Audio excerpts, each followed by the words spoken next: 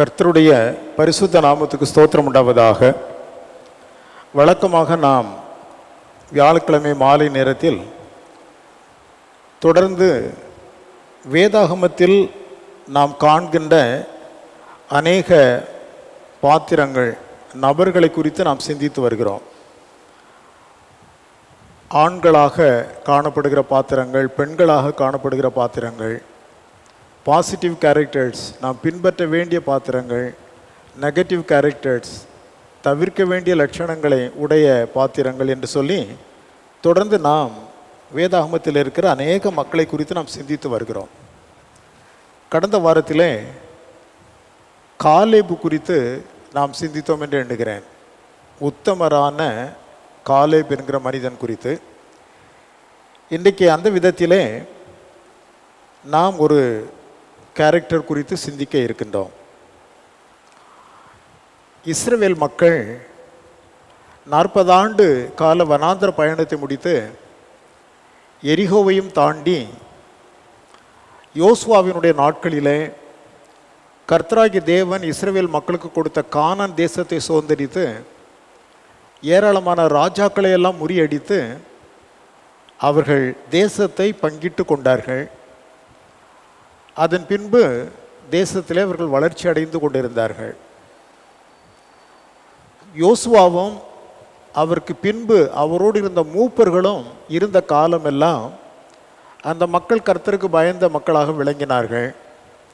யோசுவா மரித்த பின்பு, அவரோடு இருந்த மூப்பர்களும் மரித்த பின்பு இந்த ஜனங்கள் தங்களுக்கென்று பொல்லாத வழிகளை தேடிக்கொண்டார்கள். ஒவ்வொரு சமயத்திலும் தேவனுக்கு விரோதமான காரியங்களை செய்கிறதினால் கர்த்தர் அவர்களை சத்துருக்களின் கையில் ஒப்பு கொடுத்தார். அதற்காகவே அநேக சத்துருக்கள் விரட்டப்படாமல் அங்கே கர்த்தர் வைத்திருந்தார், இவர்களுக்கு முட்களாக காணப்படும்படியாக. எப்பொழுதெல்லாம் கர்த்தருக்கு முன்பாக பொல்லாப்பானவைகளை செய்கின்றார்களோ அப்பொழுதெல்லாம் அந்த ஜனங்களை கொண்டு இவர்களுக்கு கர்த்தர் ஒரு நெருக்கத்தை உண்டு பண்ணுவார். அப்படிப்பட்ட மக்கள் அங்கே கானானியர், அந்த பெலிஸ்தியர் அங்கே இருந்தார்கள், மீதியானியர் அங்கே இருந்தார்கள். இவர்கள் எல்லாரும் அவர்களை ஒடுக்கின காரியங்களை நாம் பார்க்கின்றோம். அப்பொழுது கர்த்தரை நோக்கி முறையிடுவார்கள். தேவன் அவர்களை சத்துருக்களின் கரத்தில் இருந்து விடுவித்து ரட்சிப்பதற்காக ஒரு இரட்சகனை எழுப்புவார். அவனுக்கு நியாயாதிபதி என்று பெயர். யோசுவாவின் புஸ்தகத்தை தொடர்ந்து வருவது நியாயாதிபதிகளின் புஸ்தகம். அந்த நியாயாதிபதிகளின் புஸ்தகத்தில் இந்த நிகழ்வுகளைத்தான் நாம் பார்க்கின்றோம். ஒவ்வொரு விஷயம் அந்த இஸ்ரவேல் ஜனங்களுக்கு தேவனுக்கு கோபம் ஊட்டுவார்கள். உடனே தேவன் அவர்களை ஒரு சத்துருவின் கரத்தில் ஒப்பு கொடுப்பார். அவன் சில வருடங்கள் அவர்களை ஒடுக்கி கசைக்கு பிழிவான். உடனே அந்த நெருக்கத்தை நிமித்தம் கர்த்தரை நோக்கி முறையிடுவார்கள். ஆண்டவர் ஒரு இரட்சகனை அனுப்புவார். இப்படிப்பட்ட இரட்சகர்கள் ஏராளம் நியாயாதிபதிகள் என்கிற பெயரில் அந்த புத்தகத்தில் நாம் பார்க்கின்றோம். முதலாவது ஒத்தினியேல் என்கிறதான ஒரு நியாயாதிபதி பற்றி வாசிக்கின்றோம். அதை தொடர்ந்து நீங்கள் பார்ப்பீர்களேயானால் இன்னும் சம்ஹார் என்கிறதான ஒரு நியாயாதிபதி குறித்து வாசிக்கின்றோம். ஏகூத் என்கிறதான ஒரு நியாயாதிபதி குறித்து வாசிக்கின்றோம். இப்படி அந்த 3 அதிகாரங்கள் கடந்து போகின்றன. நியாயாதிபதிகளின் 4ஆம் அதிகாரத்திலே ஒரு பெண் நியாயாதிபதி குறித்து நாம் வாசிக்கின்றோம். அந்த பெண் நியாயாதிபதியுடைய பெயர் தெபோராள் என்பதாக நாம் நியாயாதிபதிகளின் புஸ்தகத்தில் 4ஆம் அதிகாரத்திலே நாம் வாசிக்கின்றோம். பார்த்து கொள்ளுங்கள். சம்ஹாருக்கு பின்பு அந்த ஏகூத் எழும்பினார். அந்த ஏகூத் மரணம் அடைந்த போது அங்கே நீங்கள் பார்ப்பீர்களேயானால் இஸ்ரவேல் புத்திரர் கர்த்தரின் பார்வைக்கு பொல்லாப்பானதை செய்து வந்தார்கள். ஆகையால் கர்த்தர் அவர்களை ஆத்சோரில் ஆளுகிற யாபின் என்னும் கானானியருடைய ராஜாவின் கையிலே விற்று போட்டார். அவனுடைய சேனாபதிக்கு சிசரா என்று பெயர். அவன் புறஜாதிகளுடைய பட்டணமாகிய அரோசேத்திலே குடியிருந்தான். அவனுக்கு 900 இரும்பு ரதங்கள் இருந்தது என்றெல்லாம் அங்கே நாம் வாசிக்கின்றோம். அந்த யாபின் என்கிற அந்த ராஜா இஸ்ரவேல் புத்திரரை ஒடுக்கி வந்த காலம். அப்பொழுது இந்த மக்களை விடுவிக்கும்படியாக தேவன் எழுப்பின ஒரு நியாயாதிபதி தான் தெபோராள் என்று சொல்லி நாம் பார்க்கின்றோம். தெபொராள் என்கிற இந்த பெண் நியாயாதிபதி ஒரு மிக சிறந்த ஒரு அம்மையாராக அந்த காலத்திலே விளங்கி இருக்கின்றார்கள். நாம் பின்பற்ற வேண்டிய ஒரு அருமையான ஒரு கேரக்டர், நல்ல ஒரு பெண்மணியாக இஸ்ரவேலிலே நாம் அவர்களை குறித்து பார்க்கின்றோம்.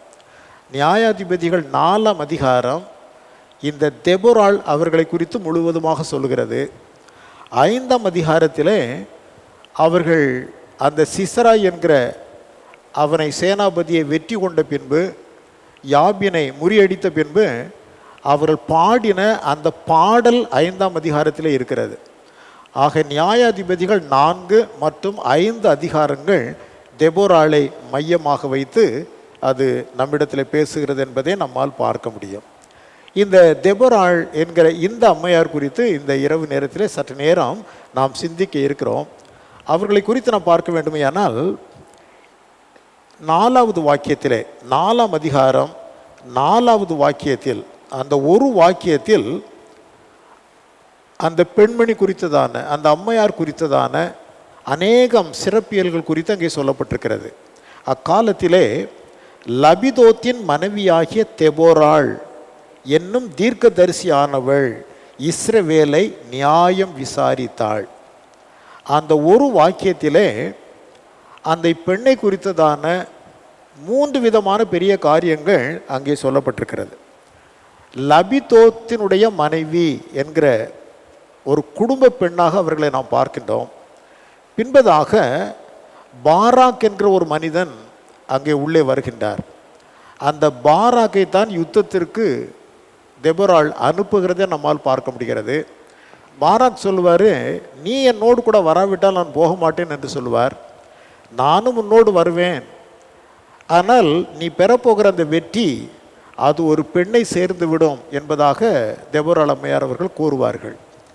இந்த லபிதோத்தின் மனைவி என்று சொல்லப்பட்டிருக்கிறது. லபிதோத் என்கிற பெயருக்கு மின்னல் என்று பெயர். அதே போல பாராக் என்கிற அந்த பெயருக்கும் மின்னல் என்று பெயர்.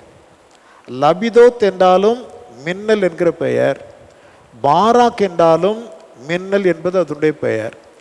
ஆகவே சில வேத ஆராய்ச்சியாளர்கள் என்ன சொல்கிறாங்கன்னா, இந்த லபிதோத்தும் பாராக்கும் ஒரே மனிதர்கள் தான். லபிதோத் பாராக் என்று பின்பதாக அழைக்கப்படுகின்றார். 2 பேரும் ஒன்றுதான் என்று சில அறிஞர்கள் குறிப்பிடுகின்றார்கள். சில பேர் அதற்கு ஒத்துவராத மக்களும் உண்டு. ஆகவே எது சரி எது சரியில்லை என்பதை சரியாக நிதானிக்க முடியாத ஒரு சூழ்நிலை. ஆனால் நாம் அறிந்து கொள்கிற காரியம் என்னவென்று கேட்டால், அவர்கள் ஒரு நல்ல குடும்ப பெண்ணாக விளங்கினார்கள். அறிமுகப்படுத்தும் போதே அவர்களை ஒரு குடும்ப பெண்ணாகவே வேதம் நமக்கு அறிமுகப்படுத்துகிறது. அந்த 4ஆம் வசனத்தை பாருங்கள். அக்காலத்திலே லபிதோத்தின் மனைவியாகிய தெபொராள்.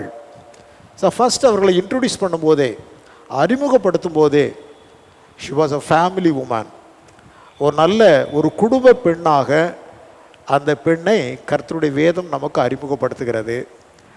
குடும்பத்திலே அவர்கள் ஒரு சிறந்த ஒரு பெண்ணாக விளங்கி இருக்க வேண்டும்.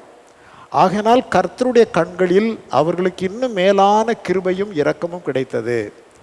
அவர்கள் மிக சிறந்த நிலையில் ஆண்டவரால் பயன்படுத்தப்பட்டார்கள் என்பதை நாம் அந்த பகுதியிலே நம்மால் பார்க்க முடிகிறது.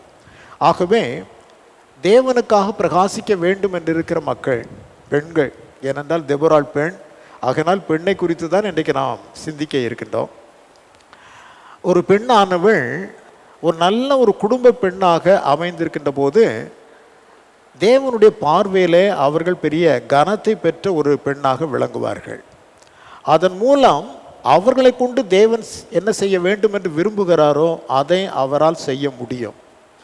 ஒரு நல்ல குடும்பத்தை நடத்த தெரியாத அல்லது ஒரு நல்ல குடும்ப பெண்ணாக அமைந்திராத பட்சத்தில் ஆண்டவருடைய கரம் அவர்களை மேலான காரியங்களுக்குள்ளே நடத்தி செல்ல முடியாது. ஆகவே தான் இந்த அம்மையாரை குறித்து நமக்கு அறிமுகப்படுத்தும் போது அவங்க ஒரு பெஸ்ட் ஃபேமிலி உமன், ஒரு நல்ல குடும்ப பெண்ணாக வேதம் நமக்கு அடையாளப்படுத்தி காண்பிக்கிறது.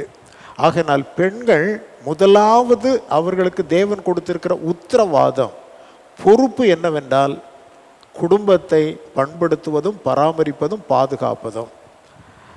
ஒரு புத்தியுள்ள ஸ்திரீ தன் வீட்டை தன் கையினால் கட்டுவாள், புத்தி இல்லைன்னா தன் கரத்தினாலேயே அதை இடித்து போடுவாள் என்று ஞானி சொல்லுவார். ஆகவே பெண்கள் முதலாவது ஃபர்ஸ்ட் அண்ட் ஃபார்மோஸ்ட் அவர்களுக்கு தேவன் வைத்திருக்கிற உன்னதமான பணி என்னவென்று கேட்டால், தங்களுடைய குடும்பத்தை நேர்த்தியாக நடத்தி செல்வது. அந்த விதத்திலே தெபொராள் கர்த்தருடைய கனத்தை பெற்ற ஒரு பெண் ஆகையினால் வேதம் மிக துல்லியமாக அவர்களை ஒரு குடும்ப பெண்ணாகவே நமக்கு முதலாவது அறிமுகப்படுத்துகிறது. அதே வசனத்தில் இரண்டாவது நீங்கள் பார்ப்பீர்களானால், லபிதோத்தின் மனைவியாகிய தெபொராள் என்னும் தீர்க்க தரிசி ஆனவள் என்று இரண்டாவது அம்மையாரை குறித்து சொல்லப்படுகிறது. அதனுடைய பொருள் என்னவென்று கேட்டால், குடும்ப பெண்ணாக இருந்த அவர்கள், she was also a godly woman, ஒரு தேவனை மகிமைப்படுத்தின, தேவனுக்கு பிரியமுள்ள தெய்வீக பெண்ணாகவும் அவர்கள் விளங்கினார்கள் என்பதை அந்த வாக்கியம் நமக்கு சுட்டி காண்பிக்கிறது. குடும்பத்தில் சிறந்து விளங்கினார்கள். அது மாத்திரமல்ல, ஆவிக்குரிய ரீதியாகவும் தேவனுக்கு பிரியமான ஒரு தெய்வீக பெண்ணாக அவர்கள் விளங்கினார்கள் என்பதை அந்த தீர்க்க தரிசி என்கிறதான அந்த வார்த்தை நமக்கு சுட்டி காண்பிக்கிறது. தேசத்தினுடைய நிலைகளை குறித்து அறிந்து கொள்ளக்கூடிய, பார்க்கக்கூடிய, அதற்கான மாற்றை உண்டு பண்ணக்கூடிய ஒரு பெண்ணாக கர்த்தர் அந்த பெண்ணை உயர்த்துகின்றார். அதற்கு காரணம், she was a good family woman, மாத்திரமல்ல தேவனுக்கு பயந்த ஒரு தெய்வீக பெண்ணாகவும் அவர்கள் விளங்கினார்கள் என்பதை நம்மால் பார்க்க முடிகிறது. நல்ல குடும்ப பெண்கள் தங்களுடைய கணவனை, தங்களுடைய பிள்ளைகளை கர்த்தருக்குள்ளே செம்மையாக வழி நடத்துவார்கள். கர்த்தருக்குள்ளே செம்மையாக வழி நடத்துகிற அந்த ஒரு பெரிய பொறுப்பும் பெண்களுக்கு தான் மிகுதியாக இருக்கிறது. பார்த்து கொள்ளுங்கள். ஆண்கள் அங்கே போவாங்க, இங்கே போவாங்க, வருவாங்க, இருப்பாங்க, ஒரு விதமாய் செல்வார்கள். ஆகவே அவர்களை ஸ்ட்ரீம்லைன் பண்ணி ஒரு சரியான விதத்தில் நடத்துகிறதான அந்த பொறுப்பும் பண்பும் பெண்களுக்குத்தான் முக்கியமாக இருக்கிறது. குடும்ப பெண்ணாக அறிமுகப்படுத்தப்படுகிற தெபொராள் ஒரு தெய்வீக பெண்ணாகவும் அங்கே காணப்படுகின்றார்கள். மூன்றாவது அவர்களை நீங்கள் பார்ப்பீர்களானால், சமுதாயத்திலே தான் வாழ்ந்து கொண்டிருந்த அந்த சமுதாயத்திலே ஒரு கனத்திற்குரிய ஒரு பெண்மணியாக விளங்கினார்கள். எவ்விதமாக கர்த்தர் உயர்த்துகிறார் என்பதை பாருங்கள். குடும்பத்தில் சிறந்திருந்த போது ஆவிக்குரிய வாழ்க்கையிலே சிறப்பாக அமைகின்றார்கள். ஆவிக்குரிய வாழ்க்கையிலே சிறப்பாக அமைகின்ற பொழுது சமுதாயத்திலும் ஒரு கனத்திற்குரிய ஒரு பெண்ணாக அவர்கள் காணப்படுகிறதை நம்மால் பார்க்க முடிகிறது. அதே வாக்கியத்தில் பாருங்கள், தீர்க்கதரிசி ஆனவள் இஸ்ரவேலை நியாயம் விசாரித்தாள். இஸ்ரவேலை நியாயம் விசாரித்தாள். பொதுவாக நியாயம் விசாரிக்கிறதுக்கு ஆம்பளைங்க தான் இருப்பாங்க. இஸ்ரவேலில் மூப்பர்கள் இருப்பாங்க, ஆசாரியர்கள் இருப்பாங்க, பின்னால் ராஜாக்கள் எல்லாம் எழுப்பினார்கள். ஆனால் இங்கே அந்த ஜனத்தை நியாயம் விசாரிக்கும்படியாக தெபொராள் என்கிற பெண்ணை கர்த்தராகி தேவன் முன்னிறுத்துகிறார். தங்களுக்கு என்ன காரியம் இருந்தாலும் மக்கள் பூரா யார்கிட்ட வந்து நிற்பாங்க? தெபொராளுக்கு முன்பதாக வந்து நிற்பார்கள். தெபொராள் அவர்களை விசாரித்து அவர்களுக்கு நீதி நியாயத்தை சொல்லி அவர்களை நியாயமான பாதைகளை நடத்துகின்ற ஒரு பெண்ணாக சமுதாயத்திலும் அவர்கள் பரிமளித்த ஒரு பெண்ணாக விளங்கினார்கள். ஸோ குடும்பம், ஆவிக்குரிய வாழ்க்கை, அதற்கு பின்பு பெண்கள் இருக்கிறதான அந்த சமூகம். ஒரு கிராமத்தில் நம்ம இருக்கிறோன்னா அந்த கிராமத்தின் மத்தியிலே, ஒரு பட்டணத்தில் இருக்கிறோமேயானால் அந்த பட்டணத்தின் மத்தியிலே அநேக மக்களுக்கு அவர்கள் கனத்துக்குரியவர்களாக விளங்க வேண்டுமையானால் அந்த ஃபர்ஸ்ட் 2 ஆஸ்பெக்ட்ஸ், முதலாவது சொன்ன 2 காரியங்களிலும் அவர்கள் நேர்த்தியாக காணப்பட வேண்டாம்.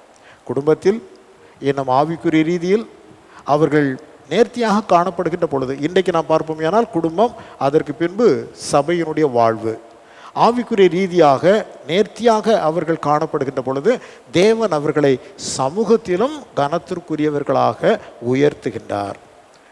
சமூகத்தில் இருக்கிற மக்கள் எல்லாம் அவர்களை பார்த்து அவர்களிடத்தில் பேசுவதற்கு, அவர்களிடத்தில் நியாயத்தை கேட்பதற்கு வரக்கூடிய விதத்தில் ஆண்டவர் அந்த பெண்களை ஆசீர்வதிக்கிறார்.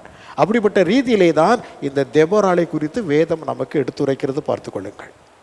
அவர்கள் குடும்ப பெண்ணாக, இரண்டாவது ஒரு தெய்வீக ஆவிக்குரிய பெண்ணாக, மூன்றாவது சமுதாய பெண்ணாக, சமுதாயத்திலும் அநேக மக்கள் வந்து அவருடைய ஆலோசனைகளை பெற்று தங்களுடைய காரியங்களை எல்லாம் சரிப்படுத்தக்கூடிய நிலையிலே தேவன் ஒரு கனத்திற்குரிய பாத்திரமாக அம்மையார் அவர்களை நிறுத்தி வைத்திருந்தார்கள் என்பதை நம்மால் பார்க்க முடிகிறது. அது மாத்திரமல்ல, இந்த பெண்ணை பொறுத்தவரையில் ஹார்ட் ஒர்க்கர், ஒரு நல்ல உழைக்கின்ற ஒரு பெண்ணாக அவர் விளங்கினார்கள். உழைப்பு, நல்ல உழைக்கின்ற ஒரு பெண் பார்த்து கொள்ளுங்கள். எப்படி சொல்கிறோம் என்று சொன்னால், அவர்கள் என்ன பண்ணாங்களா, 5வது வசனத்தில், அவள் எப்ராயிம் மலை தேசமான ராமாவுக்கும் பெத்தேலுக்கும் நடுவில் இருக்கிற தெபொராளின் பேரீச்ச மரத்தின் கீழே குடியிருந்தாள். அங்கதான் இஸ்ரவேல் புத்திரர் எல்லாம் அவளிடத்திற்கு நியாய விசாரணைக்கு போவார்கள். ஒரு கார்டன், ஒரு தோட்டத்தையே அந்த பெண் உருவாக்கி வைத்திருந்தார்கள். அந்த கார்டனுக்கு பேரு தெபொராளின் பேரீச்ச மரம், டெபொரால்ஸ் பாம் ட்ரீ அப்படிங்கிற ஒரு கார்டன். இன்றைக்கி நிறைய கார்டன்ஸ்லாம் உண்டு. எம்ஜிஆர் இருந்த கார்டன் ராமாவரம் கார்டன் அப்படிம்பாங்க. இன்னும் பல கார்டன்ஸ்லாம் உண்டு. அவர்கள் இருந்த அந்த பகுதி அதை ரொம்ப அருமையாய் ஆக்கி வைத்த ஒரு நிலை. அதுபோல் இந்த அம்மையார் தன்னுடைய சரீர உழைப்பினால், நல்ல ஒரு உழைக்கின்ற ஒரு பெண்ணாக இருந்ததினாலே தன்னுடைய பெயரில் ஒரு பெரிய கார்டனையே அவர்கள் உருவாக்கி வைத்திருந்தார்கள். ஏராளமான பேரீச்ச மரங்கள், இன்னும் பலவிதமான அந்த கார்டனில் தோட்டங்களில் இருந்திருக்க வேணும். அந்த இடத்துல தான் இஸ்ரவேல் ஜனங்களெல்லாம் அம்மையாரை தேடி வந்து நியாயத்தை பெற்றுக்கொண்டு அவர்கள் சென்றார்கள் என்பதாக அங்கே நாம் பார்க்கிறோம். ஸோ ஒரு கடின உழைப்பு செய்த ஒரு பெண், நாட் எ லேசி உமன், ஒரு சோம்பேறி அல்ல, நல்ல கடினமாக உழைக்கக்கூடியவர்கள். தனக்கு ஒரு பெரிய தோட்டத்தையே உண்டாக்கக்கூடிய அளவிற்கு தன்னுடைய சரீர உடல் உழைப்பையும் அவர்கள் அங்கே செய்த பெண் என்பதாக நம்மால் பார்க்க முடிகிறது. என்னவெல்லாம் சொன்னேன்? குடும்ப பெண் அவர்கள், அவர்கள் ஒரு ஆவிக்குரிய நல்ல பெண், சமுதாயத்திலும் கனத்திற்குரிய ஒரு பெண்ணாக விளங்கினார்கள். அது மாத்திரமல்ல, நல்ல ஹார்ட் ஒர்க்கர், தான் இருந்து தான் உழைத்து தன்னுடைய கரத்தினாலேயே சாப்பிடக்கூடிய அளவிற்கு அங்கே ஒரு பெரிய கார்டன், ஏராளமான பேரீச்ச மரங்கள், பேரீச்சம் பழங்கள், அங்கே வேறு தோட்டங்கள் இருந்திருக்கும். ஸோ யாரையும் எதிர்பார்க்காத ஒரு நிலையிலே தன்னைத்தானே தன்னுடைய குடும்பத்தை போஷித்து பராமரிக்கக்கூடிய அளவிற்கு உழைப்பிலே தன்னுடைய நாட்களை செலவழித்ததான ஒரு அருமையான பெண்மணி பார்த்து கொள்ளுங்கள். ஞானி சொல்லும் பொழுது, குணசாலியான ஸ்திரீ அவள் ராட்டினத்திலே தன் கையை வைத்து நூலை திரித்து ஆடைகளை உண்டு பண்ணி தன்னுடைய பிள்ளைகளுக்கும் தன் கணவருக்கும் வேண்டி எல்லாவற்றையும் செய்வாள் என்பதாக 31ஆம் அதிகாரத்தில் நீதிமொழிகளிலே வாசிப்போம். அவள் இரவிலே வெகு நேரமுடைய விளக்கு அணையாதிருக்கும், நல்ல ஹார்ட் ஒர்க்கர், குணசாலியான ஸ்திரீ என்று சொல்லி அப்படிப்பட்ட ஒரு பெண்மணியாகவே இந்த தெபொராளை நம்மால் பார்க்க முடிகிறது. நல்ல ஹார்ட் ஒர்க்கர், நல்ல தன்னுடைய குடும்பத்தை பராமரிக்கக்கூடிய ஒரு அருமையான பொறுப்பு மிகுந்த உழைக்கின்ற ஒரு பெண். அதற்கு எடுத்துக்காட்டாகத்தான் there was a garden, ஒரு பெரிய தோட்டமே அவருடைய பெயரிலே காணப்பட்டது. அதுக்கு என்ன பேர்? தெபொராளின் பேரீச்ச மரம். அந்த தோட்டத்திற்கு அங்கே தான் மக்களெல்லாம் அவர்களை தேடி தேடி வந்து நியாய விசாரணைக்கு வந்து சென்றார்கள். இது அவர்களுடைய ஒரு பக்கத்தினுடைய காரியம், அவர்களுக்குள்ளே காணப்பட்ட ஒரு பக்கம். அடுத்து இந்த மக்கள் எல்லாரும் பாருங்கள், யாபீன் என்கிறதான ஒரு ராஜாவினிடத்தில் அடிமைப்பட்டு கிடந்தார்கள். ஆசோரில் ஆளுகிற யாபீன் என்னும் கானானியருடைய ராஜாவின் கையிலே ஆண்டவர் இஸ்ரவேல் புத்திரரை விற்று போட்டார். அங்கே உத்னியேல், இன்னும் சம்ஹார், ஏகூத் இப்படிப்பட்டதான நியாயாதிபதிகளை எழுப்பின காலத்தில் அங்கே கொஞ்சம் அமைதல் ஏற்பட்டது. அந்த நியாயாதிபதிகள் மரணம் அடைந்த உடனே இவங்க பழைய வாழ்க்கைக்கு திரும்பிடுவாங்க. தேவனுக்கு விரோதமான காரியங்களை செய்ய புறப்பட்டு விடுவார்கள். தேவனுக்கு அவர் மேலே ரொம்ப கோபம் உண்டாகிடும். ஆகவே ஒவ்வொரு சமயத்திலும் ஒவ்வொருடைய கரத்தில் ஒப்படைத்து விடுவார். அதுபோல் இந்த சமயத்தில் நீங்கள் பார்ப்பீர்களே, ஆனால் ஆசோர் என்கிற இடத்திலே ராஜாவாக இருந்த யாபீனுடைய கரத்திலே தேவன் இஸ்ரவேல் ஜனங்களை விற்று போட்டார். அந்த யாபீனுடைய சேனாபதிக்கு பெயர் சிசரா என்று பெயர். அவனிடத்தில் 900 ரதங்கள், இரும்பு ரதங்கள் இருந்தது. அதனுடைய அந்த சேனையின் வலிமையை குறித்து எடுத்து காண்பிக்கிறது. அவருடைய கரத்தில் ஆண்டவர் இஸ்ரவேலை விற்று போட்டார். ஆகவே இஸ்ரவேல் அந்த யாபின் ராஜாவுடைய சிசராவுடைய கரத்திலே வெகுவாக துன்பப்படுத்தப்பட்டார்கள். மிகுந்த உபத்திரவத்திற்குள்ளே காணப்பட்டார்கள். அந்த ஜனங்கள் வழக்கம் போல உபத்திரவப்படும் போது ஆண்டவரை நோக்கி, ஆண்டவரே எங்களை ரட்சியும் என்று கேட்பார்கள். அவ்விதமாய் கேட்கும்போது தான் ஆண்டவர் தெபோராளை அந்த இடத்திலே அவர் எழுப்புகின்றார்.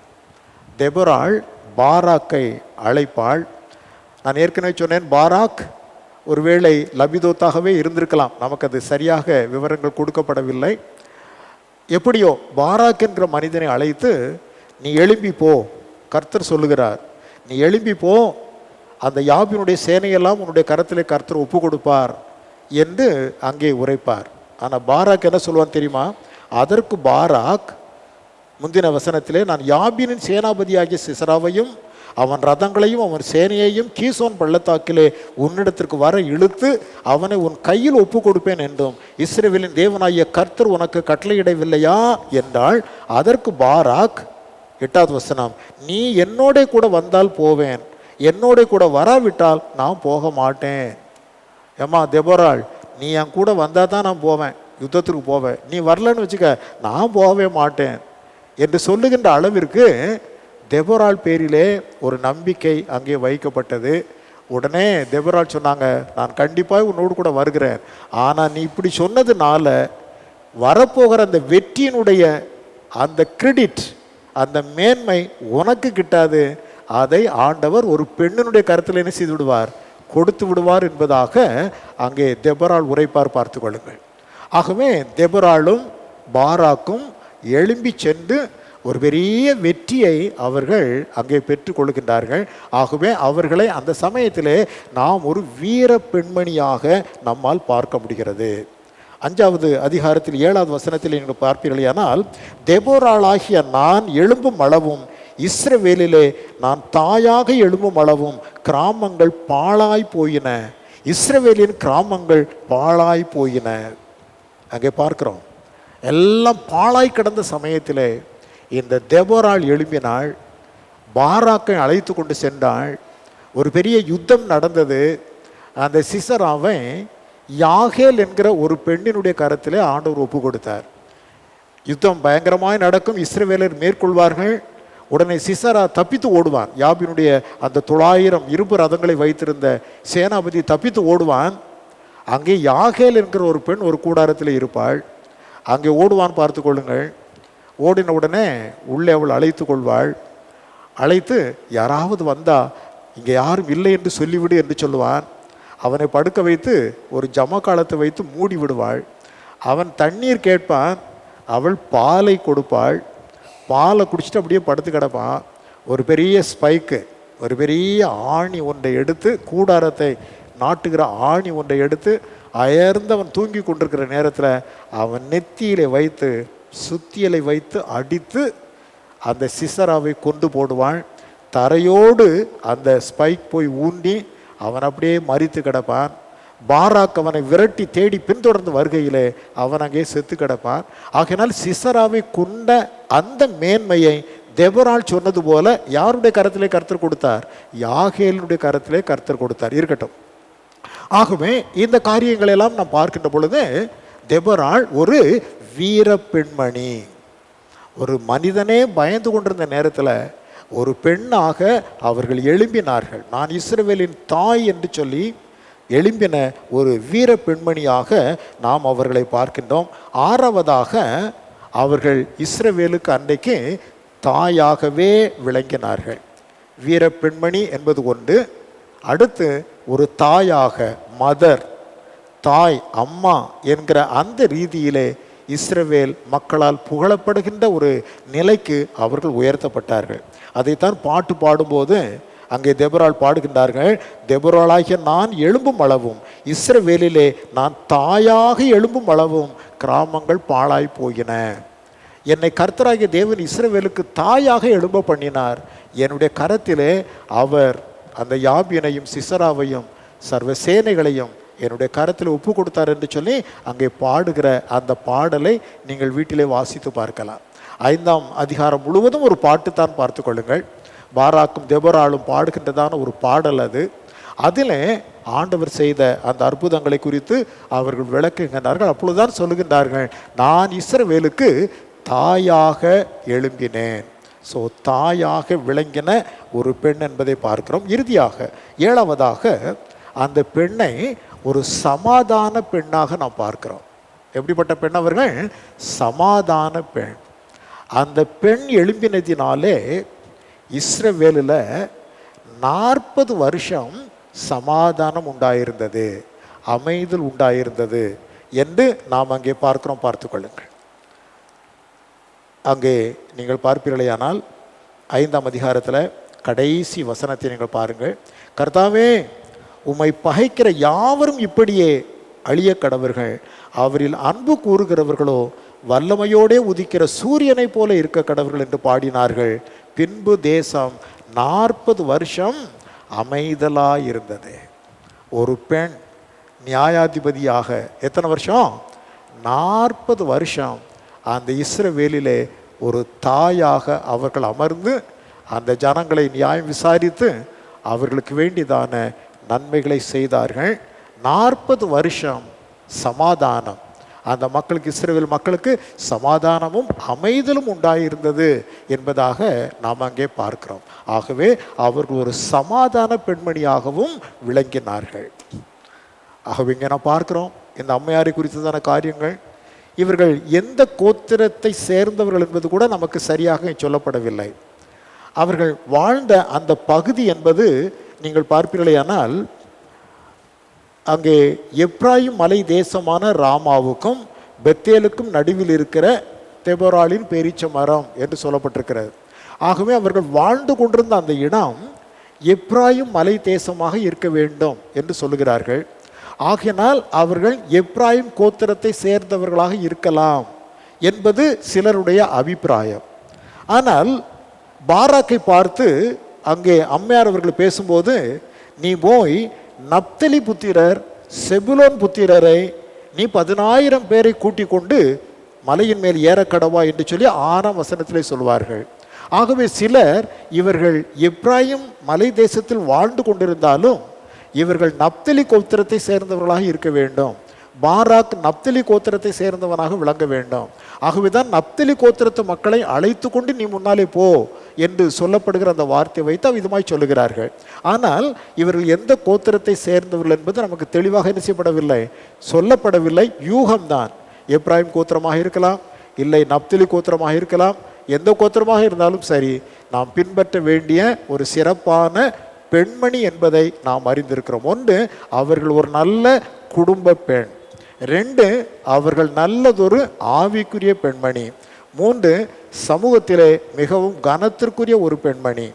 4, நல்ல உழைக்கின்ற, விவசாயம் பண்ணுகின்ற உழைப்பின் பெண்மணி அவர்கள். 5வதாக ஒரு வீர பெண்மணி. ஒரு பெரிய ராஜாவினுடைய சேனாதிபதிகளையும் அங்கே இருந்ததான அந்த வீரர்கள் எல்லாவரையும் அழித்து போட்ட ஒரு வீர பெண்மணி. இஸ்ரவேலுக்கு தாயாக விளங்கிய ஒரு பெண். அது மாத்திரமல்ல, அவர்கள் எப்படிப்பட்டவர்கள்? சமாதான பெண்மணி.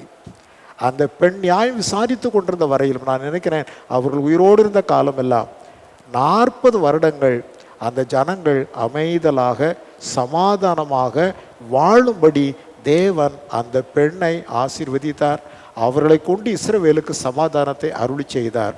இந்த லட்சணங்களையெல்லாம் உடைய ஒரு பெண்ணாக ஒரு பெண் வாழ்வார்களேயானால் அவர்கள் நிமித்தம் குடும்பத்திலும் சபையிலும் சமுதாயத்திலும் என்ன உண்டாயிருக்கும்?